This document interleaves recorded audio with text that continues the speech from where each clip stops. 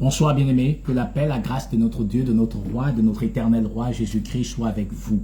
Que Dieu encore vous fortifie, vous console dans un élan éternel de son empreinte, de son amour, de sa bonté éternelle et glorieuse dans le nom de Jésus-Christ.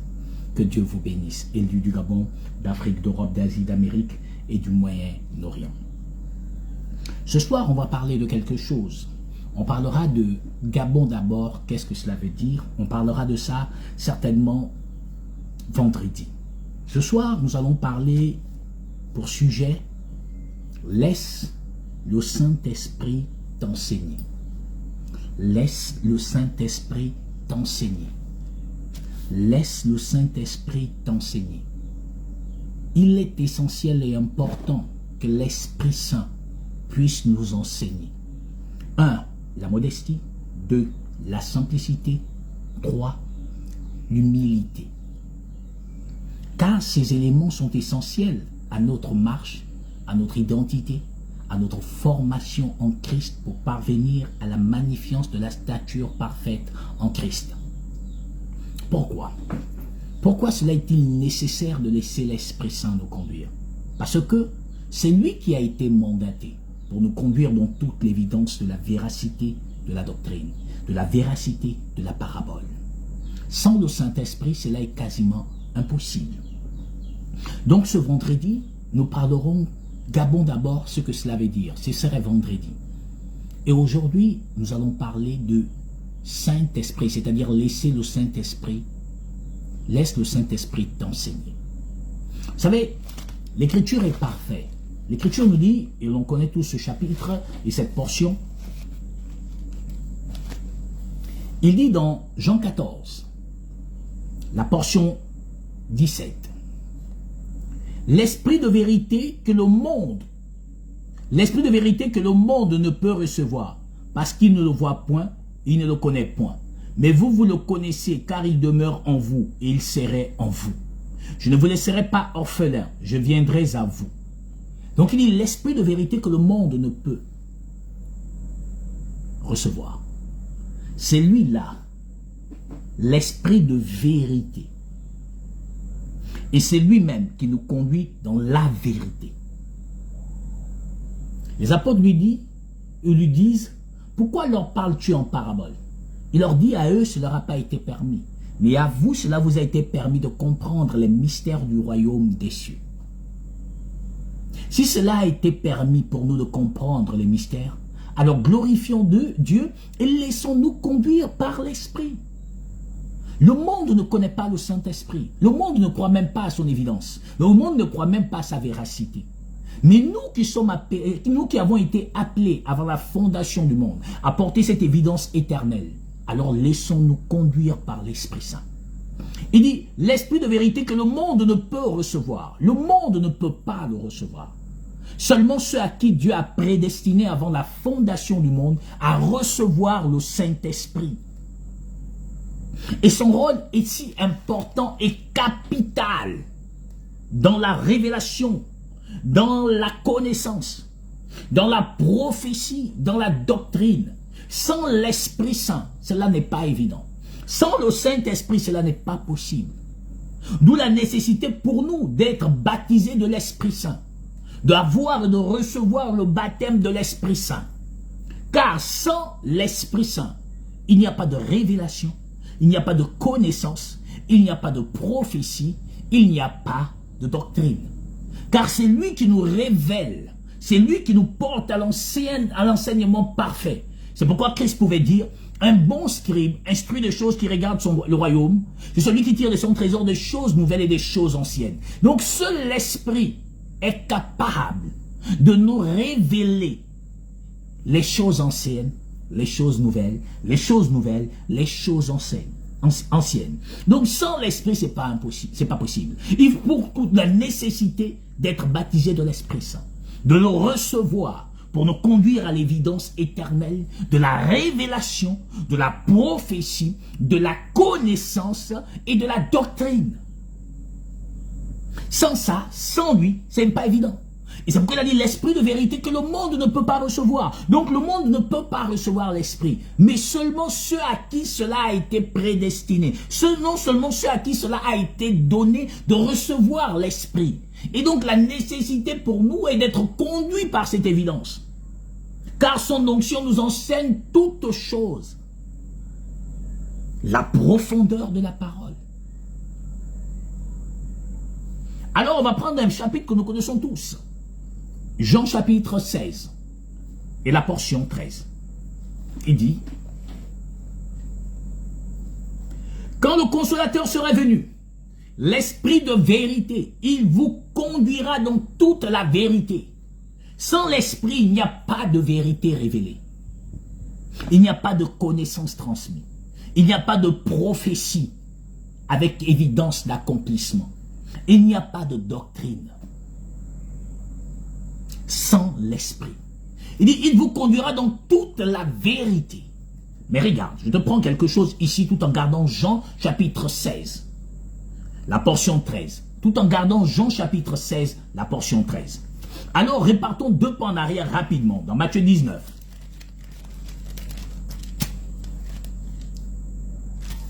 Matthieu 19, à partir de la portion 2. Une grande foule le suivit et là, il guérit les malades. Les pharisiens l'abordèrent et lui dirent, pour l'éprouver, est-il permis à un homme de répudier sa femme pour un motif quelconque?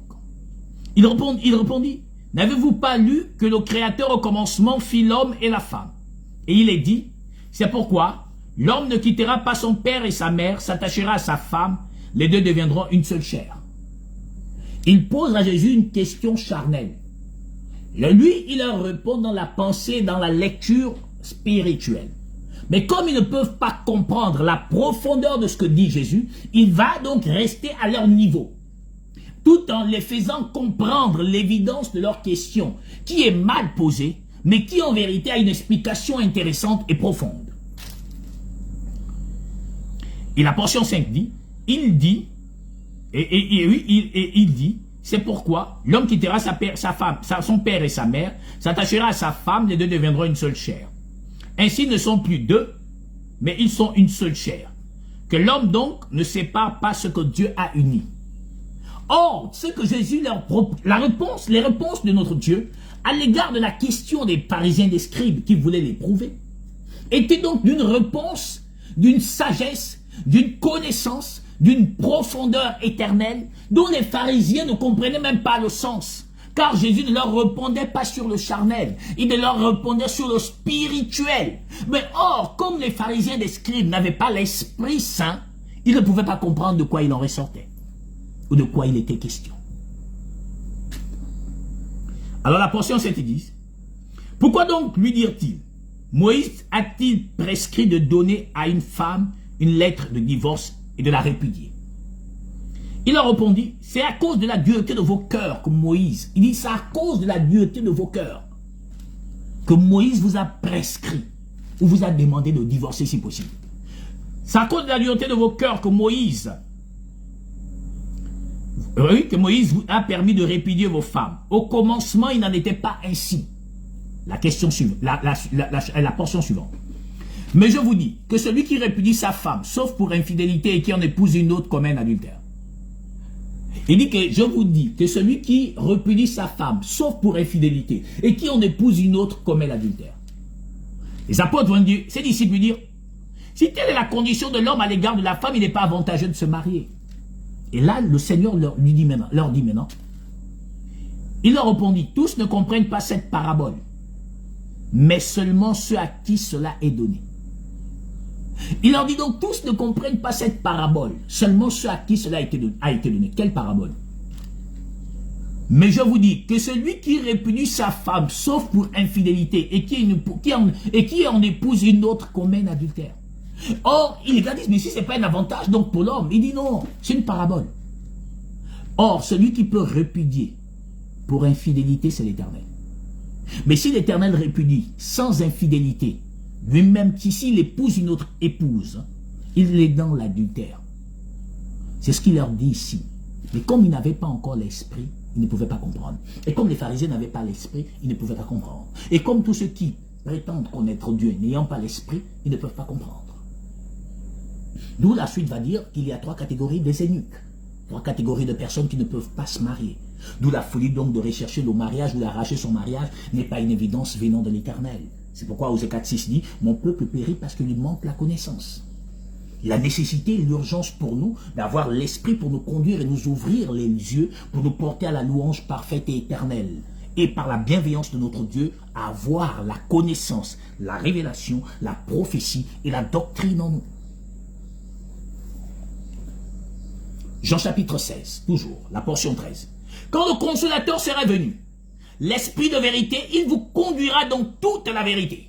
Ça veut dire que donc le Saint-Esprit doit nous conduire dans toute la vérité. Ça veut dire que tu ne peux pas avoir l'esprit et puis il y a une vérité qui te manque. Tu ne peux pas avoir l'esprit et puis il y a une portion qui te manque. Tu ne peux pas avoir l'esprit et puis il y a une partie de l'histoire que tu n'as pas. C'est impossible. Il dit, il vous conduira dans toute la vérité. Donc dans toute la vérité de la doctrine. Dans toute la vérité de l'écriture. Dans toute la vérité de la parabole. Parce que la Bible est une parabole. Et déjà que quand Jésus dit que l'homme ne sépare pas ce que Dieu a uni, donc Dieu n'a jamais uni un homme charnel. Donc Dieu a uni quelque chose, la parole et l'esprit. Donc Satan voudrait séparer par le fait de l'amener dans l'infidélité, par l'acte adultère. Ce dont Jésus mentionne dans Matthieu 19 qu'on a vu tout à l'heure. Quand le consolateur sera venu, l'esprit de vérité, il vous conduira dans toute la vérité. Il ne parlera pas de lui-même, mais il dira tout ce qu'il aurait entendu et il vous annoncera les choses à venir. Il me glorifiera parce qu'il prendra de ce qui est à moi, il vous l'annoncera. Il ne parlera pas de lui-même. Il parlera de celui qu'il a mandaté. D'où la nécessité de tout homme. Tout homme doit avoir ou doit être baptisé du Saint-Esprit. Il vous conduira dans toute la vérité. Car en effet, regarde ce que dit l'Écriture. Dans 1 Corinthiens chapitre 2. 1 Corinthiens chapitre 2. À partir de la portion 16 et 6. 1 Corinthiens chapitre 2 à partir de la portion 6. Sagesse, oui, cependant, c'est une sagesse que nous prêchons parmi les parfaits. Sagesse qui n'est pas de ce siècle, ni des chefs de ce siècle qui vont être anéantis. Ça veut dire que donc la sagesse que tu dois prêcher par l'esprit ne peut pas être de ce siècle. C'est une sagesse mystérieuse. Et je vous ai dit l'autre jour que c'est-à-dire l'évangile n'est basé que sur le mystère de la croix. C'est là où repose l'évangile. Parce qu'elle est basée sur la promesse de la rédemption, sur la promesse du rachat. Il dit, c'est une sagesse que nous prêchons qui n'est pas de ce siècle. Une sagesse mystérieuse. Nous prêchons la sagesse de Dieu, mystérieuse, cachée, que Dieu avant les siècles avait destinée pour notre gloire. Il dit que donc c'est une sagesse mystérieuse et cachée que Dieu avant les siècles, donc avant que Dieu n'ait créé les siècles, avant que Dieu n'amenant toute chose à l'existence humaine, charnelle, matérielle. Il dit qu'il avait déjà prédestiné cette sagesse pour nous. Mais comment pouvons-nous la porter si nous n'avons pas le Saint-Esprit? Comment pouvons-nous la révéler si nous n'avons pas le Saint-Esprit? Comment nous pouvons-nous expliquer la parabole si nous n'avons pas le Saint-Esprit? Comment pouvons-nous porter la connaissance aux hommes si nous n'avons pas le Saint-Esprit? Comment pouvons-nous porter la révélation parfaite par la prophétie si nous ne pouvons pas la porter? Comment pouvons-nous expliquer la prophétie si nous n'avons pas le Saint-Esprit? C'est impossible.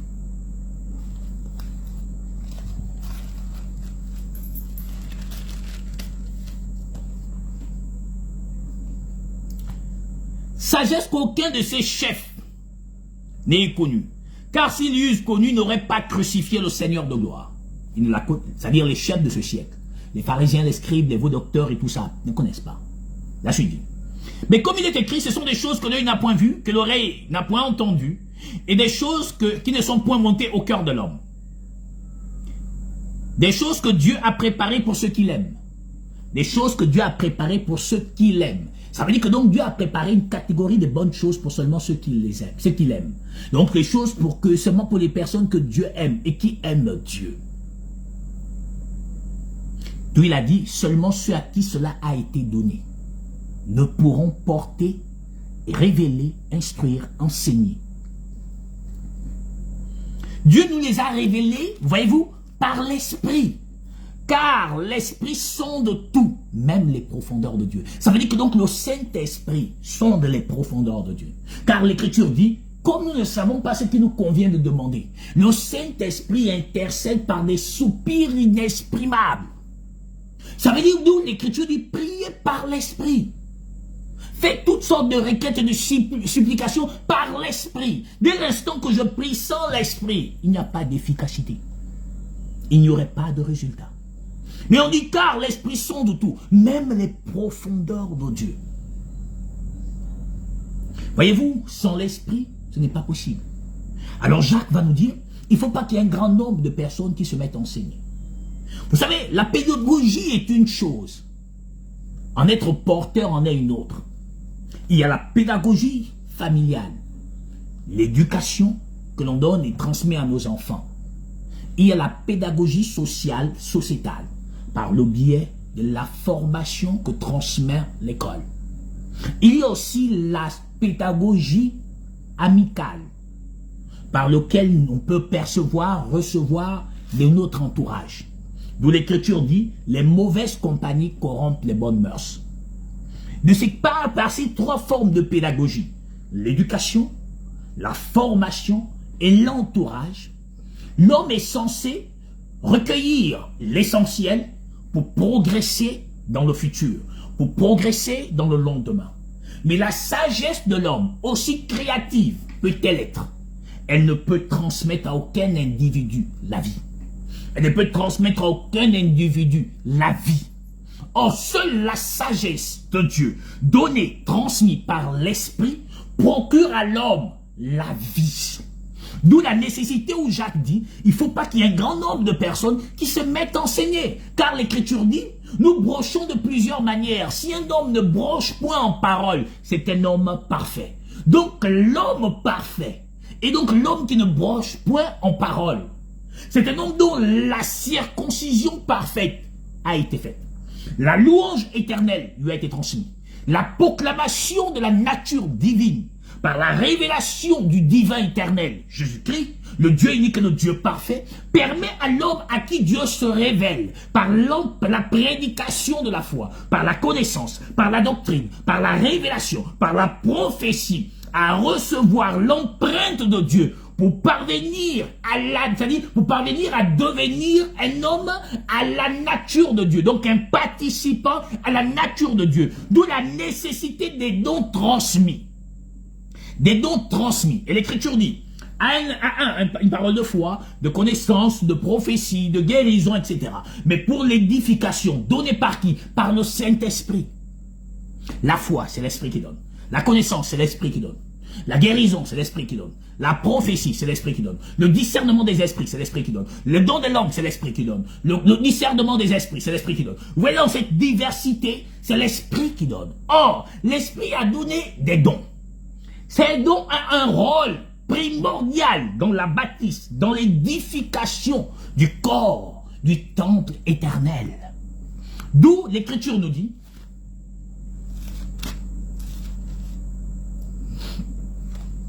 l'Écriture nous dit dans Éphésiens 4, la portion 11, il a donné les uns comme apôtres, les autres comme prophètes, les autres comme évangélistes, les autres comme pasteurs et docteurs. Ça veut dire que donc, au-delà de ce que dit l'Écriture ici, pardon, on va prendre quelque chose rapidement ici, là, juste là.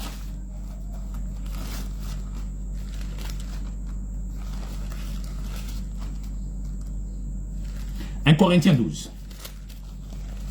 Avant de revenir là-bas, on prend 1 Corinthiens 12. 1 Corinthiens chapitre 12, prenons la portion 4. Il dit, il y a diversité des dons, mais le même esprit. Il y a diversité des dons, mais le même esprit. Diversité des ministères, mais le même Seigneur. Vous voyez, il y a diversité des dons, mais le même esprit. Diversité des ministères, mais le même Seigneur.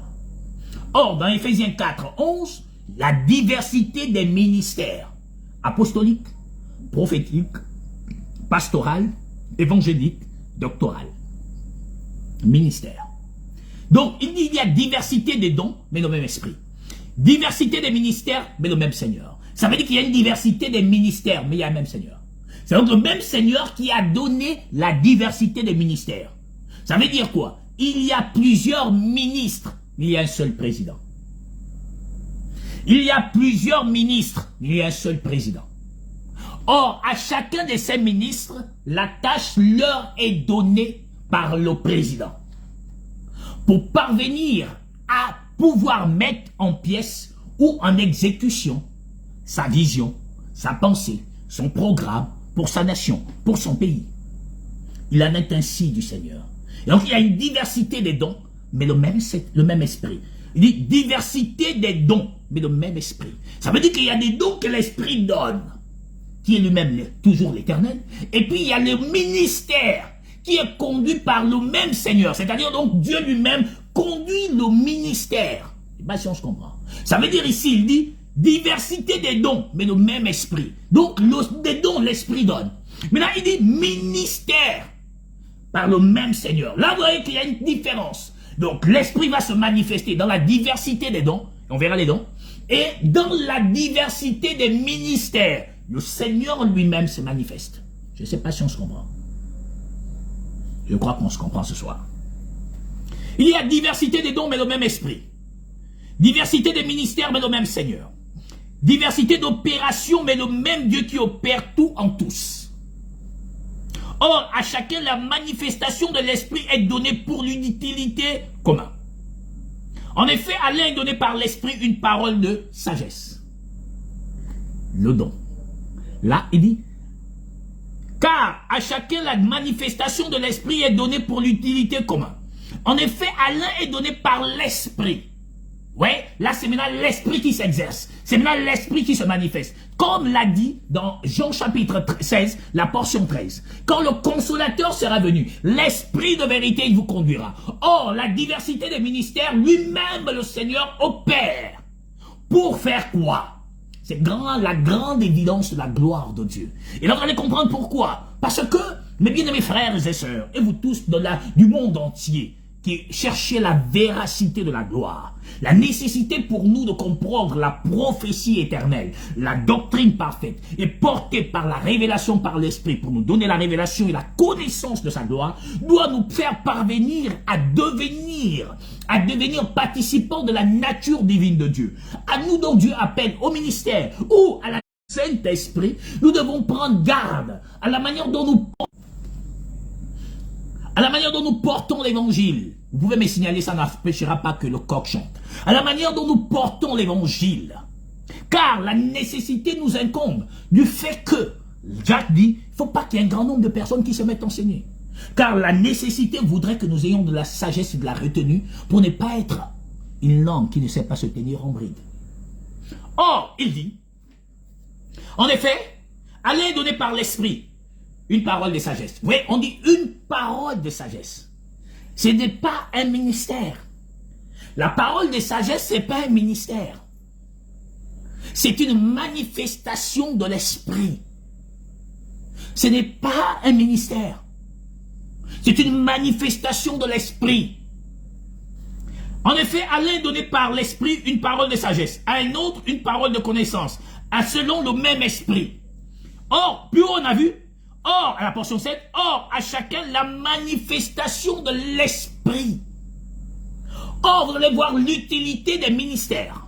La différence entre la manifestation de l'esprit par la diversité des dons et la manifestation du Seigneur par la diversité des ministères. En effet, à l'un est donné par l'esprit une parole de sagesse, à un autre une parole de connaissance, selon le même esprit. À un autre la foi, par le même esprit. À un autre le don de guérison, par le même esprit. À un autre le don d'opérer des miracles.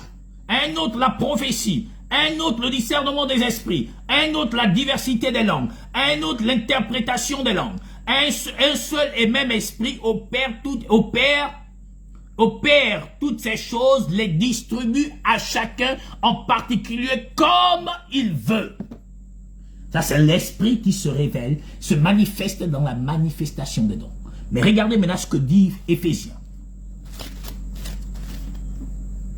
Éphésiens 4 dit, comme il a dit là-bas, il a dit là-bas dans 1 Corinthiens 12 que nous avons pris, il dit maintenant le ministère. Je vais reprendre pour que l'on comprenne si on n'a pas saisi.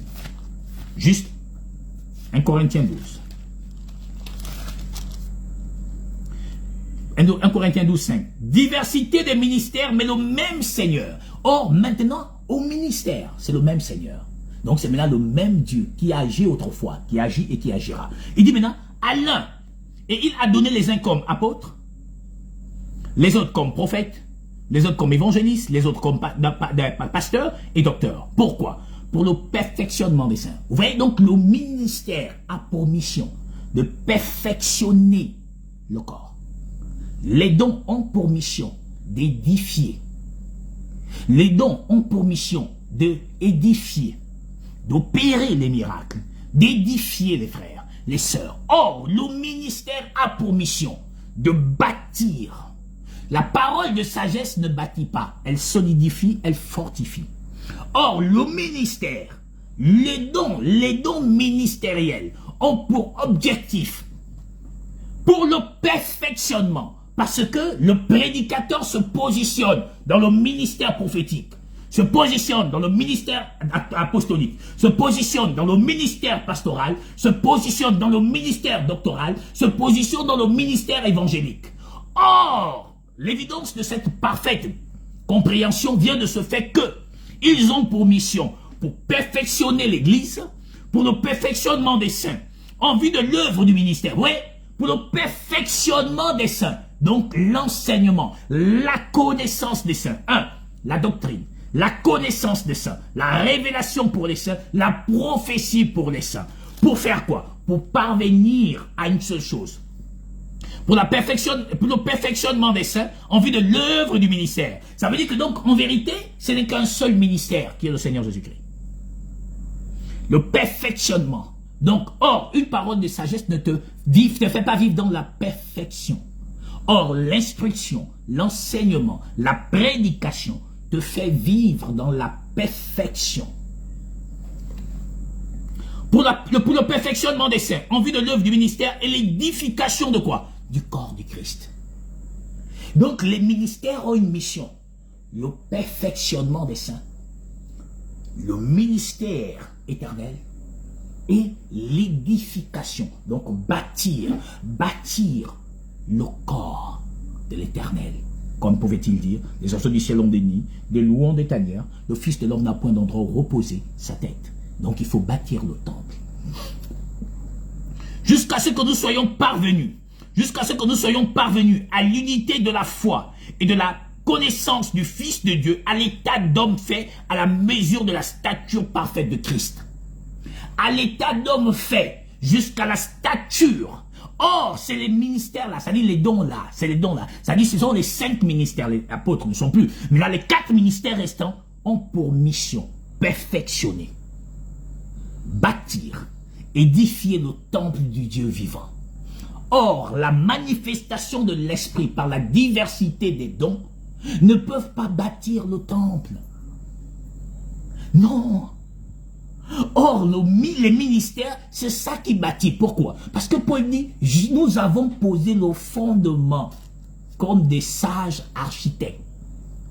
Car l'église est bâtie sur le fondement. Ça veut dire, vous comprenez que donc Jésus n'est pas en train de vous mentir, plutôt en train de vous instruire. Ça veut dire que donc il vous dit en fait, c'est les ministères qui ont la mission de bâtir, de perfectionner. Donc les apôtres ont bâti le sous-bâtiment, et nous maintenant, nous venons mettre maintenant la perfection. On vient maintenant perfectionner. Donc le sous-bâtiment est fait, maintenant nous on veut monter les briques. Or, 1 Pierre 2, 4, 5 dit, et vous comme des pierres vivantes, édifiez-vous pour former. Donc maintenant on prend chaque pierre, on pose. On prend un peu le gravier, le ciment, le sable et le ciment. On met là, les séparations, on va joindre. Or, le ciment et le sable, c'est la représentation de l'esprit qui donne l'unification, l'unité commune, l'unification des membres. C'est-à-dire que donc on colle ici et ici, ça forme le bras. On colle ici et ici, on joue, oui, le bras. Ici, il y a une séparation.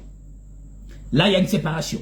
Ici, il y a une séparation. C'est la nature nous enseigne, comme la construction, comme une maison bâtie. Vous voyez, il y a des jointures, il y a des séparations. Maintenant, le ciment vient coller ces jointures-là. Et c'est ce qui se passe dans le corps de l'homme. Ces séparations-là. Il y a donc du cartelage qui sont là. Après, on colle ça ensemble. Et puis, ça commence à... Il en est ainsi de la construction du temple de l'Éternel. Donc, le corps de l'homme dans sa composition diverse. Vous voyez, là, il y a un truc là. Là, il y en a. Il y a là. Là, il y a. Maintenant, vous voyez qu'il y a des séparations ici. Regardez. Il y a une séparation là. Il y a une séparation là. Donc là, ça représente une brique. Et au milieu, il y a un vide. Maintenant, qu'est-ce qu'il faut faire? On met le Saint-Esprit qui joint la brique là et l'autre brique. Ça se colle. Et si on vient encore, il y a une séparation. On joint, on colle. Et ainsi que la maison soit solidifiée. Donc, on parle de l'unité de la foi. Je ne sais pas si on se comprend. Maintenant, afin que nous ne soyons plus des enfants flottants, emportés à tout vent de doctrine, par la tromperie et des hommes, et par leur ruse et dans leurs moyens de séduction. Donc, il est nécessaire que ces dons-là se révèlent dans une assemblée. Il est nécessaire que ces dons existent pour pouvoir perfectionner le temple, donc le corps du Christ, pour pouvoir instruire, enseigner l'épouse du Dieu vivant. Je ne sais pas si on se comprend. Je crois qu'on se comprend merveilleusement. Et alors, l'évidence de Dieu, c'est que tout le monde n'est pas appelé à enseigner. Tout le monde n'est pas appelé au ministère. Mais tout le monde est appelé à manifester les dons de l'Esprit Saint. Puisque c'est une manifestation. Tout le monde est appelé à manifester. La sœur Belinda peut avoir une parole de sagesse. La sœur Rostan peut avoir une parole de foi. Je ne sais pas si on se comprend. La sœur Valérie peut avoir une parole comment on appelle, un don de guérison, un don de miracle et bien d'autres choses. La sœur XY, le frère XY. Donc c'est dans cette évidence-là. Mais le don ministériel, le Seigneur lui-même, c'est lui qui enseigne. C'est lui qui instruit. Ça ne veut pas dire que l'esprit, c'est pas le Seigneur. Non, car l'Écriture dit que celui qui n'a pas l'Esprit de Dieu ne lui appartient pas. Mais on parle de manifestation. Manifestation. On dit la parole s'est faite chair. Au commencement était la parole était avec Dieu et puis Dieu était la parole. Mais on dit que Dieu, la parole est l'empreinte de Dieu. Donc la parole n'est pas la totalité de la nature de Dieu. Elle n'est qu'une empreinte. Elle n'est qu'une manifestation d'une partie de l'Éternel. Or, Christ dit, quand je reviendrai dans la gloire du Père, là il vient dans la nature éternelle de sa personne du Père. Alors, regardez, il dit aux apôtres quelque chose. Et là, c'est assez important. Pourquoi? Vous voyez que donc les 5 ministères là-bas, ce sont eux qui sont mandatés à perfectionner. On ne peut pas perfectionner sans transmettre l'esprit. On ne peut pas perfectionner sans transmettre la connaissance. On ne peut pas perfectionner sans transmettre la révélation, ni la prophétie, sans donner la doctrine. Vous voyez que donc, tout le monde ne peut pas transmettre l'esprit aux gens. Tout le monde ne peut pas imposer les mains aux autres. C'est impossible. Il y a des personnes mandatées pour le faire. Malheureusement, nous voyons des folies dans les assemblées du monde. Malheureusement, nous voyons des dérapages absolus. Regardez l'Écriture, dans Matthieu chapitre 16. Matthieu chapitre 16. On va prendre, pour gagner en temps, la portion 13 à 19.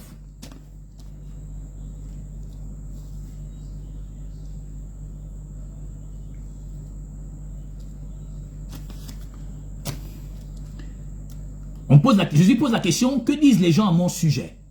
Les uns disent que tu es Élie, Jérémie, l'un des prophètes. Il dit, mais vous, que dites-vous que je suis? La portion 13, non, la portion 15 de Matthieu 16. Et vous, leur dit-il, que dites-vous que je suis? Simon-Pierre répondit, tu es le Christ, le Fils du Dieu vivant. Jésus reprenant la parole lui dit, tu es heureux Simon, fils de Jonas, car ce n'est pas la chair et le sang qui t'ont révélé cela, mais c'est mon Père qui est dans les cieux.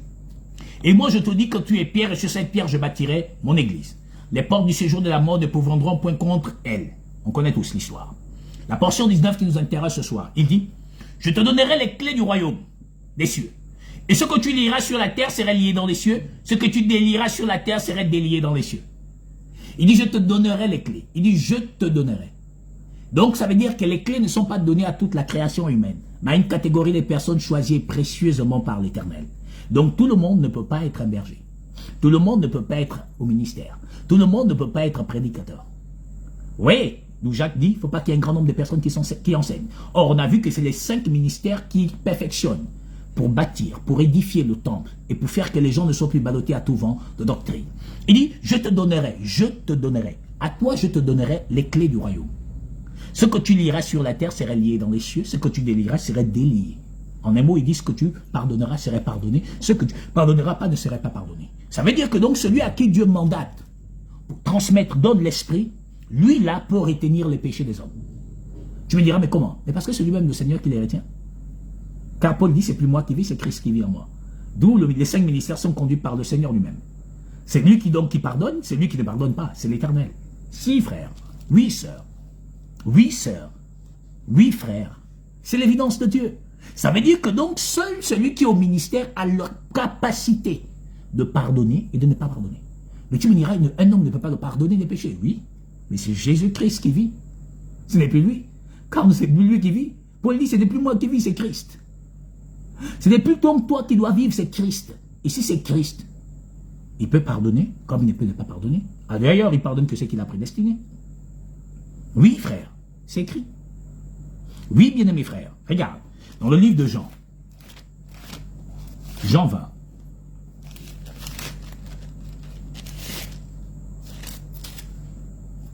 Jean 20, Jean chapitre 20, la portion 22 à 23, l'Écriture dit, après ces paroles, il souffla sur eux et leur dit, recevez le Saint-Esprit. On est encore dans l'ombre, ils ne l'ont pas encore reçu. Ceux à qui vous pardonnerez les péchés, il leur serait pardonné. Et ceux à qui vous les retiendrez, il leur serait retenu. Ça veut dire que donc Dieu a donné la capacité aux apôtres de pardonner les péchés. Il n'est pas aussi les pardonner. Or, aucun être humain ne peut pardonner les péchés à quelqu'un si ce n'est Dieu lui-même. D'où, 1 Corinthiens 12, la portion 5 à 10, diversité des ministères, le même Seigneur. Donc c'est le Seigneur lui-même qui, dans ses dons ministériels, et qui donc par sa parole pardonne. Mais la parole ne suffit pas pour le pardon. Parce que pour pardonner, il faut que tu reçoives l'Esprit. Pourquoi? Acte 2, la portion 37. Après avoir entendu ce discours, ils eurent le cœur vivement touché. Ils lui dirent à Pierre et à ceux qui étaient, et à Pierre et aux autres apôtres, hommes frères, que devons-nous faire? Pierre leur répondit, répondez-vous et que chacun de vous soit baptisé au nom de Jésus-Christ pour le pardon de vos péchés et recevez le Saint-Esprit. Donc, pour le pardon des péchés, il faut recevoir le Saint-Esprit. Sans Saint-Esprit, il n'y a pas pardon des péchés. D'où il dit, ce que tu lieras serait lié. Ce que tu délieras serait délié. Pourquoi? Parce que le Saint-Esprit est une alliance. C'est comme quand tu vas acheter une poule à Bambouette.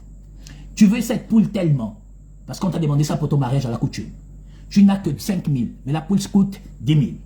Alors tu prends une ficelle rouge, tu la mets sur une patte. Tu donnes 5 000 en gage, car le Saint-Esprit est un gage. Tu donnes 5 000, plus personne ne peut toucher cette poule.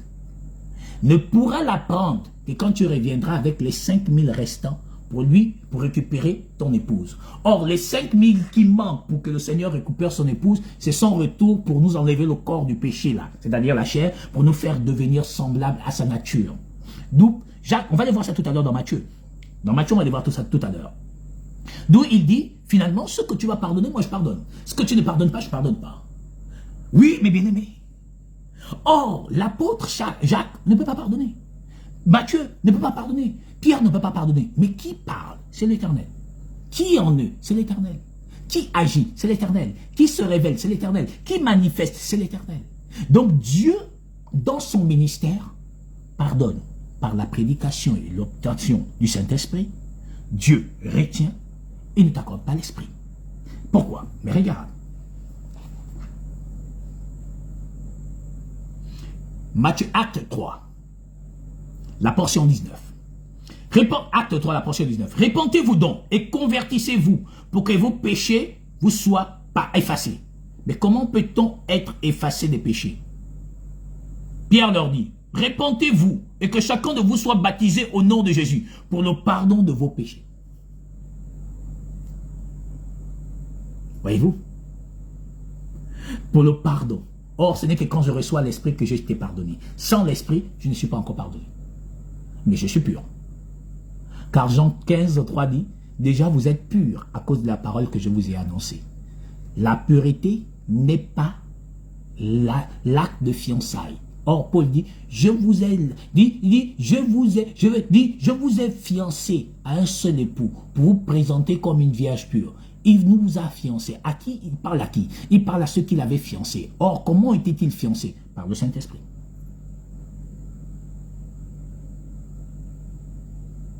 Or, sans l'Esprit, il n'y a pas.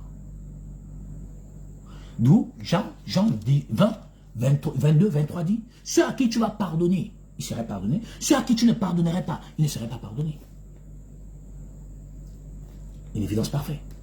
Ça veut dire que donc ne peut donner, transmettre l'esprit que celui-là qui est au ministère. Ce dont Dieu a mandaté par sa stature. Donc de perfectionner l'église et d'amener l'église à la gloire éternelle. Voyez-vous? Or, aujourd'hui, les hommes ne sont même pas mandatés. Mais ils se positionnent comme des prédicateurs, comme des enseignants, et ils disent aux gens, je te baptise du Saint-Esprit. Mais tu n'as même pas toi-même le Saint-Esprit, tu baptises qui? Alors que ne peut que baptiser d'esprit que celui qui a reçu le baptême de l'esprit, sans imposition des mains. C'est écrit. Les apôtres, c'est Jésus qui a soufflé sur eux. C'est le Saint-Esprit qui a quitté le ciel et descendu sur eux. Il n'y a pas quelqu'un qui a imposé les mains aux apôtres pour qu'ils reçoivent le Saint-Esprit. Paul, il y a deux hommes qui sont allés sur la montagne sainte. Deux hommes. Moïse et puis Paul. Paul, quand il redescend, il dit qu'il est au 3e ciel. Personne avant Paul ne savait s'il y avait combien de cieux existaient. C'est Paul, quand il revient, il dit qu'en fait, il y a 3. Ce qu'on voit nous tous là, et puis ce qu'on ne voit pas, et puis ce qui est en haut. Oh, ah bon? On dit oui. Il n'y en a que 3. C'est Paul qui nous a dit ça. Or, quand Paul redescend, c'est l'Éternel lui-même qui redevient. Comme lui-même est redescendu dans ses apôtres. Regardez. Dans Acte 19.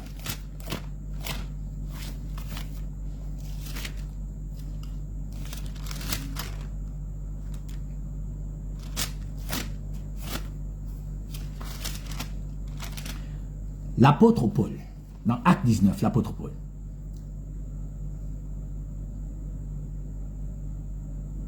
L'apôtre Paul, Acte 19, de la portion 1 à 6.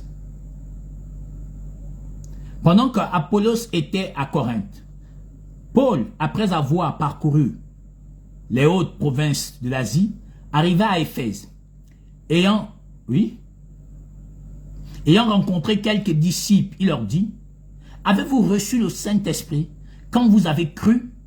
Il leur répondit, « Nous n'avons même pas entendu parler qu'il y ait un Saint-Esprit. » Ah, il leur dit, « De quel baptême avez-vous donc été baptisés ?» Il répondit, « Du baptême de Jean. » Alors Paul leur dit, « Jean a baptisé du baptême de la repentance, disant au peuple de croire à celui qui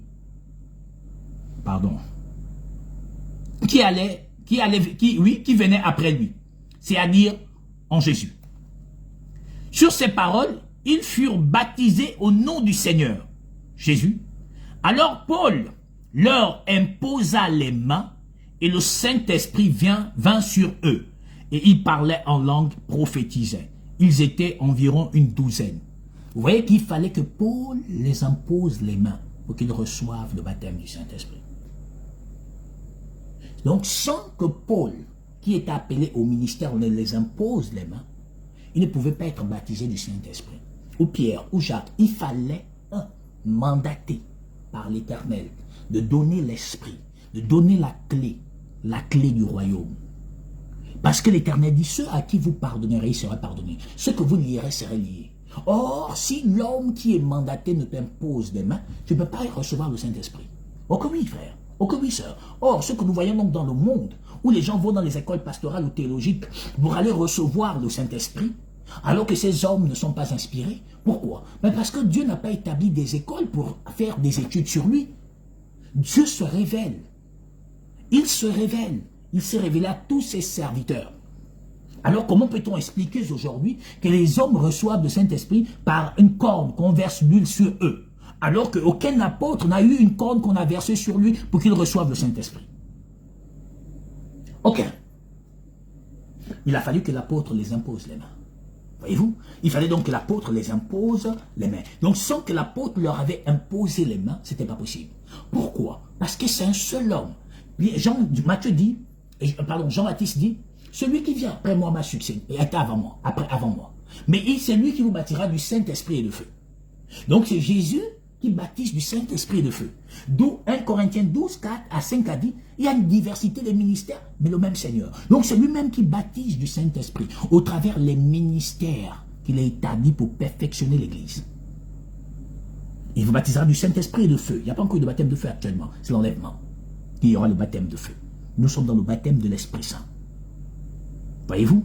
Nous sommes donc dans le baptême de l'Esprit Saint. Or, sans baptême de l'Esprit Saint, il n'y a pas donc une évidence éternelle d'être pardonné du péché, d'être pardonné de ses péchés.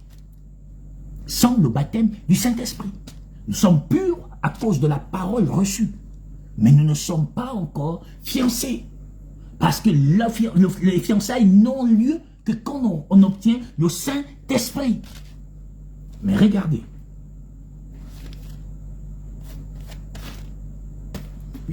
Acte 8. Acte 8. Prenons la portion 14 à 18.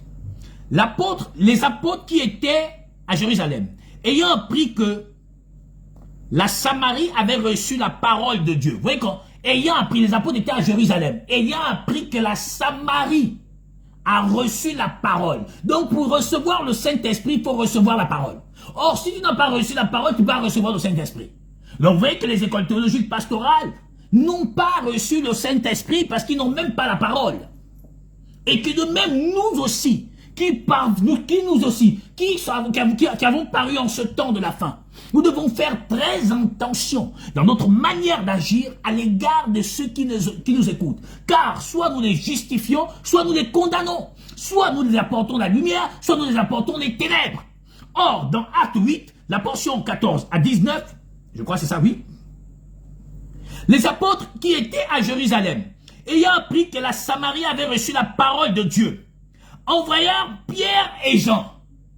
Ouais, que donc, ils ont reçu la parole, mais ils n'avaient pas reçu l'esprit. Donc, ils avaient déjà été purs à cause de la parole qu'ils ont reçue, mais il leur manquait un élément, l'esprit. Mais pour qu'ils le reçoivent, il fallait que ceux qui étaient appelés au ministère aillent leur imposer les mains.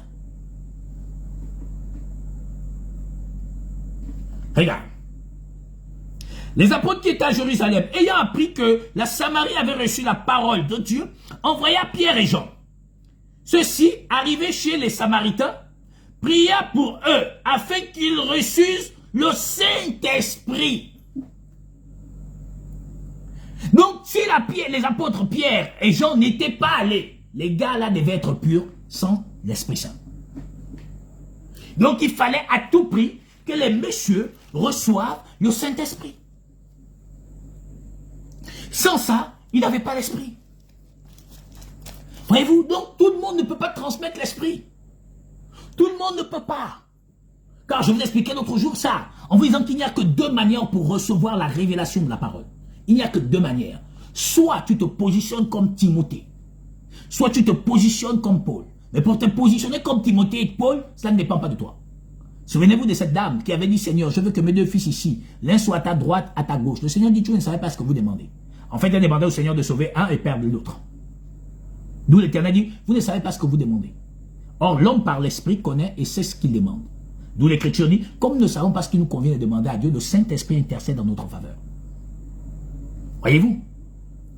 Le Saint-Esprit intercède parce qu'on ne sait pas quoi demander à Dieu. Oh frère, il faut que l'on... C'est-à-dire, si tu es comme Timothée, tu te positionnes, tu écoutes l'évangile. On te transmet le rouleau. Si tu n'es pas comme Timothée, que tu es comme Paul, c'est toi qui reçois le rouleau, tu transmets. C'est les deux manières qu'on reçoit la révélation de la parole. En dehors de ça, il n'y a pas. Il n'y a pas une troisième manière. Soit tu es Paul, soit tu es Timothée. Soit tu es Paul, soit tu es Tite. C'est les deux manières. Et encore que Pierre avait reçu le rouleau, avait reçu la révélation, mais il n'était pas Paul. Pierre n'était pas Paul. Car Paul était au-dessus de Pierre. Pourquoi? Parce que Paul expliquait les choses compliquées à comprendre dont les gens mal affermis tordent le sens en nos jours. Mieux, Paul a été ravi jusqu'au 3e ciel. Pierre n'a jamais été ravi jusqu'au 3e ciel. Paul s'est assis au conseil de Dieu. Pierre ne s'était pas assis là-bas. Ouais, donc Paul est parti là-bas. Il a entendu, il est redescendu. Est-ce que vous voyez?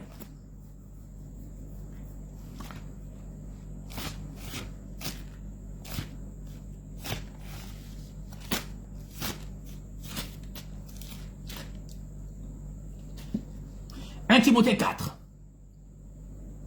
la portion 14, il dit, ne néglige pas le don qui est en toi et qui t'a été donné par prophétie, avec l'imposition des mains de l'assemblée des saints, des anciens. Donc les anciens, c'est les gars au ministère. C'est donc les anciens qui imposent les mains. Donc c'est pas la durée des années dans un endroit qui fait de toi un ancien. C'est le mensonge. C'est l'ancien, c'est le Saint-Esprit, l'ancien des jours. C'est pourquoi on les appelle anciens, donc les premiers convertis, les premiers à avoir reçu le Saint-Esprit dans la nouvelle alliance. C'est les apôtres. Nous, on les appelle anciens. Imposition, par imposition des mains. Donc, on reçoit l'Esprit par l'imposition des mains. Mais tu me diras, mes frères, Galates 3 a dit quoi? On y va.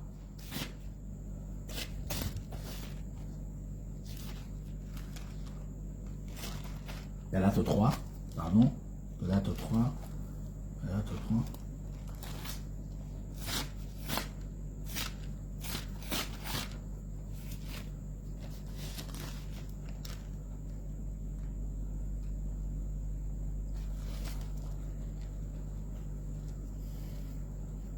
Galates 3. Ça y est.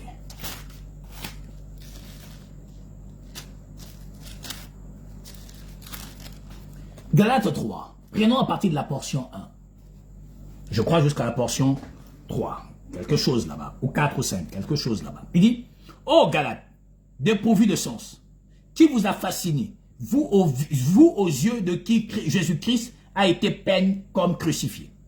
Voici seulement ce que je veux apprendre de vous.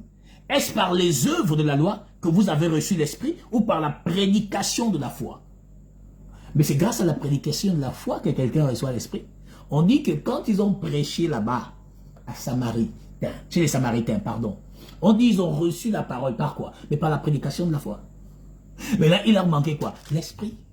Il dit, est-ce par donc c'est la prédication de la foi qui te met dans les dispositions pour recevoir le Saint-Esprit? Il dit, voici seulement ce que je vais apprendre de vous. Est-ce par les œuvres de la loi que vous avez reçu l'Esprit ou par la prédication de la foi? Êtes-vous tellement dépourvu de sens après avoir commencé par l'Esprit? Voulez-vous maintenant finir par la chair? Avez-vous tant souffert en vain? Si toutefois c'est en vain. Celui qui vous accorde l'Esprit et qui opère les miracles parmi vous, le fait-il donc par les œuvres de la loi ou par la prédication de la foi? Mais c'est par la prédication de la foi que Timothée on a imposé les mains pour avoir le Saint-Esprit. C'est par la prédication de la foi. C'est par la prédication de la foi que Dieu a envoyé l'Esprit sur Pierre, Jacques et compagnie. Donc vous comprenez que donc il faut qu'on soit dans la prédication de la foi pour recevoir le Saint-Esprit. Par l'imposition de main. Je ne sais pas si on se comprend. Donc mes bien-aimés, voyez-vous que donc le monde est dans une perversion. Le monde est dans un égarement absolu. Alors prenons garde, frères, de porter avec sagesse et véritable ce message, afin que les autres qui sont perdus, les autres qui sont dans l'obscurité, reçoivent la révélation et qu'ils parviennent au salut. Oui, frères, oui, sœurs, notre mission en tant que chrétiens, c'est de faire de même. Si nous sommes appelés au ministère, attachons-nous fortement au ministère pour parvenir à l'évidence éternelle. Si nous sommes appelés à l'exhortation, attachons-nous à l'exhortation. Mais ne pensez pas que la foi, la sagesse, le don de connaissance, le don de miracles et de guérison, c'est un ministère. C'est la manifestation de l'esprit. C'est la manifestation des dons de l'esprit. Le ministère, c'est autre chose qui consiste à perfectionner, donc à bâtir Donc les gens au ministère, ce sont des bâtisseurs. Ce sont ceux qui perfectionnent et qui amènent les hommes à devenir participants de la nature divine de l'Éternel au moyen de la prédication éternelle et parfaite. Voici l'évidence de la véracité.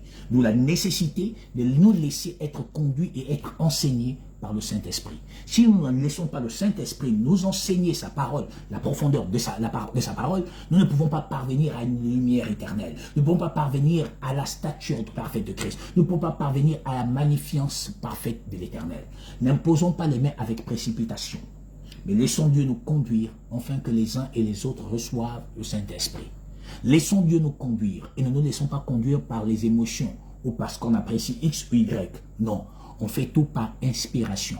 Si Dieu juge bon que son peuple a reçu le Saint-Esprit, a reçu la parole et que le moment est venu pour lui de baptiser son épouse, il l'inspirera et les uns seront baptisés. Si les autres ont été baptisés par la grâce de Dieu, comme moi qui a été baptisé sans imposition de main, alors Dieu soit béni et glorifié. Mais si ce n'est pas encore le cas pour nous, et que c'est les uns ou les autres n'ont pas encore eu cette faveur, cette grâce de l'Éternel, d'être baptisés du Saint-Esprit, demeurons dans l'humilité, dans la modestie, dans la simplicité, pour parvenir à cette faveur et à cette grâce.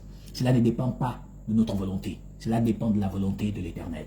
Quand le Seigneur a dit aux apôtres, restez, je vais envoyer la promesse, les apôtres ne savaient pas le jour où le Saint-Esprit devait descendre. Ils ont attendu 50 jours, ce qu'on appelle la Pentecôte, c'est le 50e jour.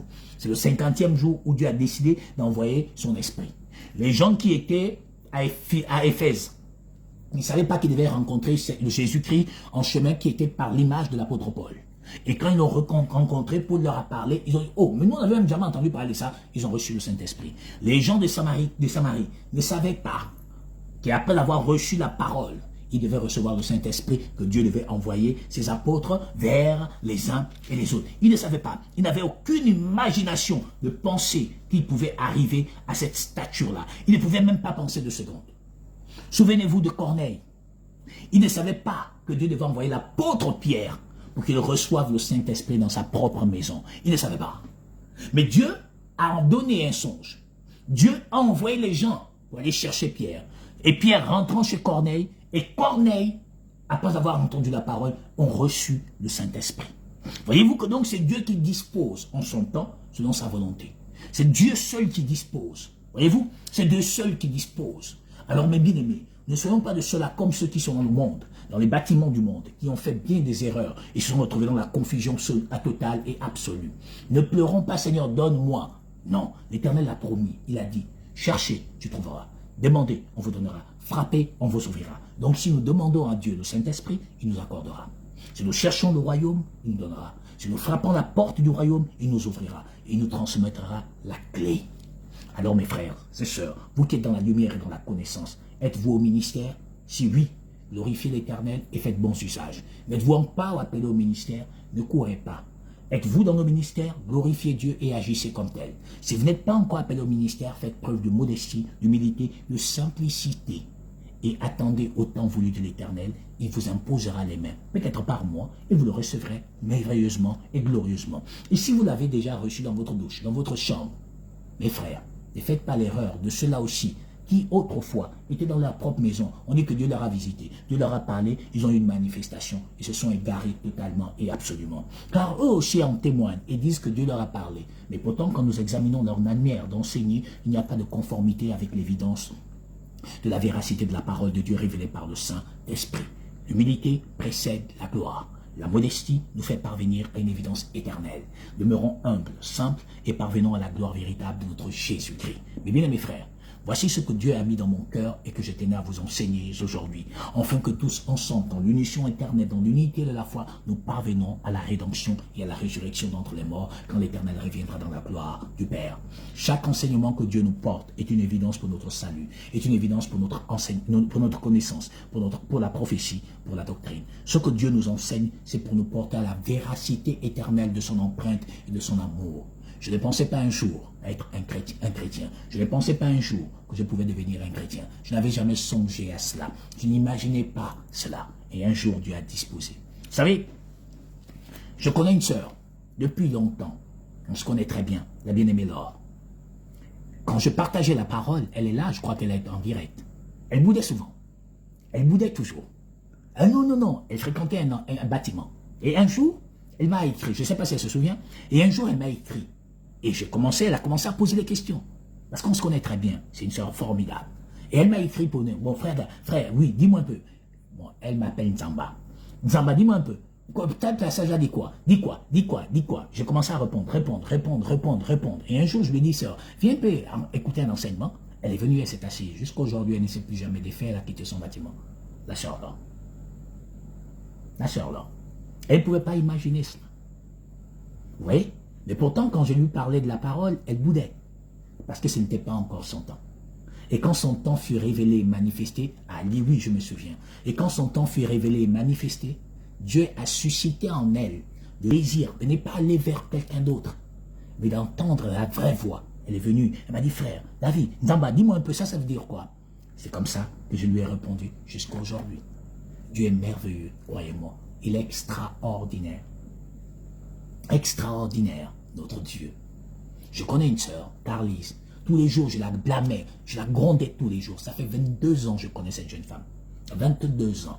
Je la blâmais tous les jours, Belinda. Je la blâmais, fatiguée. Je dis, tu me parles plus, fatiguée, parce que j'ai beaucoup d'affection pour elle. Et un jour, elle est venue elle-même seule s'asseoir chez moi à Québec. Elle s'est assise. Elle a commencé à me raconter, frère, j'ai fait comme ça, j'ai ci, c'est là, jusqu'à aujourd'hui. Elle ne s'est plus jamais défait. Dieu est bon, Dieu est merveilleux. Dieu est bon, Dieu est merveilleux. Un jour, j'ai rencontré une sœur, Rostan. Un jour, je l'ai rencontrée. Et puis, je l'ai écrite 2 jours après. Je dis que la paix soit avec toi. Vous savez comment elle m'a répondu, la sœur Rostan? Peut-être qu'elle a oublié, mais je n'oublie jamais rien. Parce que j'ai le Saint-Esprit. Elle m'a dit, mais dis quand même bonjour, que de me dire seulement que la paix soit avec toi. Mais elle n'avait pas compris que quand on dit que la paix soit avec toi, c'est bonjour chez nous les enfants de l'Éternel. Vois-tu? Et donc elle m'avait répondu, mais dis quand même bonjour avant de me dire que la paix soit avec toi. Aujourd'hui, elle sait ce que cela veut dire. Et aujourd'hui, elle ne sait plus jamais des faits du Seigneur. Chacun a son temps. Que dire de la sœur Annie-Claude ou Océane? Que dire du frère Thierry qui m'a appelé un jour après une prédication? Il dit, tu es mon frère. On riait comme ça. On a passé près de 2 heures au téléphone. Il dit, tu es mon frère, tu es le fils du Père. Et on a rigolé, c'est comme ça il m'appelle souvent. Tu es le fils du Père. Et on a rigolé. Il y a plein de choses sur lesquelles je pourrais m'appuyer ici pour dire X, Y, comment chacun je l'ai rencontré, Voyez-vous, Belinda, ça fait 22 ans que je connais. Belinda. Avec Marla, ça fait 22 ans que je la connais. 22 ans. 22 ans. Nous avons grandi pratiquement ensemble, avec des écarts d'âge, bien sûr, mais nous avons pratiquement grandi ensemble, avec Marla et Belinda. 22 ans. Isaac, lui, ça fait plus d'une quinzaine d'années. Je crois que ça fait 20 ans, ou 18 ans, ou 19 ans. Isaac. Il y a le frère Niki. Il a quitté la France. Ces jours, j'étais émerveillé. Il a quitté la France. Il est venu ici, rencontrer sa famille, etc., sa belle famille. Il a dit, ne repars pas en France. Il ne m'a pas vu. J'étais moi-même émerveillé. On s'est vu ici, on a fait les photos, on a parlé près de 2 heures de temps. Et aujourd'hui, nous sommes devenus inséparables. Il est reparti en France dans une joie extraordinaire. Moi, je suis resté ici au Gabon dans une joie extraordinaire. Il est là en direct, je crois. Et tous les jours, quand Dieu dispose, on raconte, on discute, on parle. Vous voyez, ça dit pour parfois, moi-même, je suis étonné. Je suis souvent surpris. La sœur Thérèse, quand j'entends souvent pleurer au téléphone, la sœur Raymond, elle m'a appelé un jour, elle dit, mon frère, je cherchais partout, j'étais épuisé. Tu sors d'où? Et puis on est resté jusqu'à aujourd'hui. Je suis l'oncle de ses enfants. Je suis le grand-père de sa petite fille. Que dire de Dan? Beaucoup de choses à raconter sur les uns, sur les autres. Que dire de Valérie? Elle m'a appelé un jour comme ça. Bonjour prophète, oui. Est-ce qu'on peut se voir? Oui. Je dis c'est qui? Non, c'est une sœur, j'ai suivi le message et tout ça là. J'ai dit bon, ok, attends-moi au fin goudron. Elle m'a attendu là au fin goudron. Et puis jusqu'à aujourd'hui, on est devenu une famille. Elle est devenue ma sœur. Elle est devenue ma grande sœur. Vois-tu? Elle est devenue ma sœur, elle est devenue ma grande sœur. Que dire de Christine? Tellement de choses à raconter, mes frères et sœurs. La sœur Ghislaine de Port-Gentil, la sœur Thérèse, la sœur Dominique, tellement de choses. Monica, Marie, tellement de choses à raconter. Annie-Claude, Clédia, tellement de choses à raconter. La sœur Esther, elle avait 1000 et 1001 questions. La sœur Esther, N'est-ce pas? Mille et une questions, mille et une questions. Mais pourquoi ça dit ça? Pourquoi ça dit ça? Et aujourd'hui, regardez comment la compréhension est rentrée dans l'esprit, dans le cœur de la sœur Esther. Regardez comment elle est rentrée d'une manière extraordinaire. Et en quelque sorte, je suis tellement fier d'elle. Passionné aujourd'hui de la parole, passionné par la parole. Que Dieu vous bénisse dans le nom de Jésus-Christ. Je vous donne rendez-vous ce vendredi dès 18h30. Je parlerai, que veut dire Gabon d'abord? Ce serait un peu... Vous savez, j'aime me positionner comme tous les prophètes d'autrefois, comme Samuel, comme Joseph, comme Daniel, comme Jérémie. Voilà. Vous savez, le frère Axel, il a un talent dans la voix, mais lui, il vient par épisode pour venir chanter. Et pourtant, il a un talent. Lui, je l'ai rencontré grâce à la sœur Grâce. C'est grâce à la sœur Grâce. Au début, il boudait. Et un jour, quand il a quitté Dakar, il est arrivé et il est là jusqu'à aujourd'hui. Sois béni, frère Axel. Là, c'est un frère formidable. Je vous assure qu'il a un cœur d'amour, ce frère. Il a un cœur d'amour, le frère Axel. Lui, il a disparu. Ça fait longtemps que je te vu, frère Axel. Ça fait très, très longtemps et c'est pas gentil. J'espère que tu vas bien. La sœur Grâce aussi, j'espère que tu te portes bien. La sœur Grâce, c'est une longue histoire également aussi. Chaque frère avec chacun, ici, j'ai une histoire que je peux prendre du temps. Ça va faire des jours et des jours pour parler de ça. Voilà. Comment j'ai rencontré le frère Joël également. C'est long, ça va prendre du temps. Comment j'ai rencontré la sœur Christine. C'est long, mais je ne peux pas parler de tout le monde, en fait. Le frère Yann, qui est arrivé récemment, il était heureux. Ses enfants, je suis en quelque sorte leur oncle également. Donc, il y a beaucoup de choses que je peux raconter. Mais je ne peux pas parler de tout le monde, malheureusement. Que Dieu vous bénisse, que dire de la sœur d'Achel également. Regardez, dis-moi, je me positionne toujours comme chaque prophète, comme Joseph, comme Samuel et autres. Je me positionne toujours comme ça.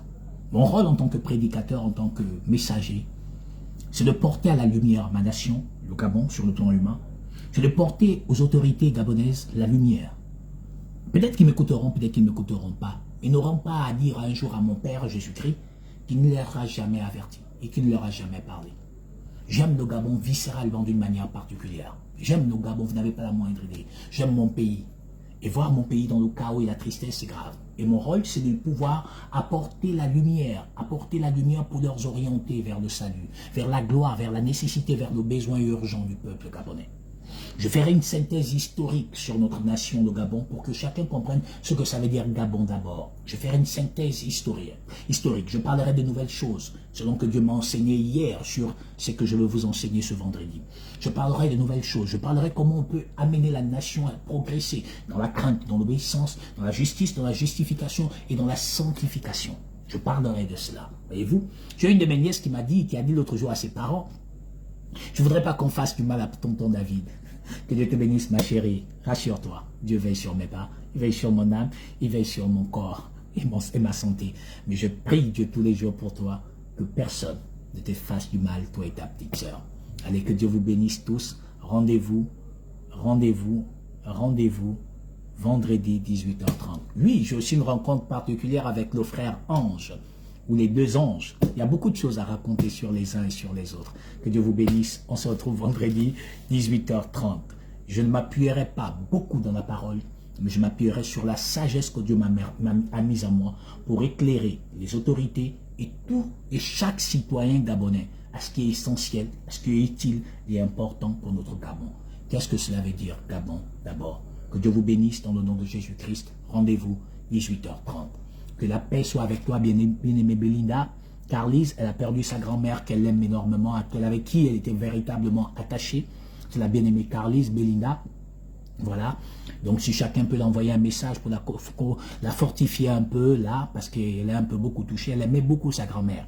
Voilà. Chacun avec sa grand-mère. Moi, ma grand-mère est morte depuis. Je ne pleure jamais quand une vieille personne meurt, parce que je pense qu'elle a fait son temps. Voilà. Donc, elle a perdu sa grand-mère, elle aimait beaucoup sa grand-mère, elle était beaucoup attachée à sa grand-mère. Donc si chacun peut la consoler avec un message doux, ça lui fera beaucoup de bien et beaucoup de plaisir à elle. Voilà. Elle n'est pas là actuellement sur Libreville, elle n'est pas au Gabon même, elle est en voyage là. Voilà, donc elle a perdu sa grand-mère. Beaucoup de consolation pour toi, bien-aimée Belinda. Nous t'aimons énormément et tu le sais. Donc beaucoup de courage à toi. Comme je te l'ai dit tout à l'heure, le Seigneur a donné, le Seigneur a repris, que son nom soit béni. Tu vois, on parle même d'elle, ta grand-mère. Tu vois, on parle d'Aguette même et le monde entend parler d'elle. C'est une faveur et une grâce. Allez, beaucoup de courage à toi.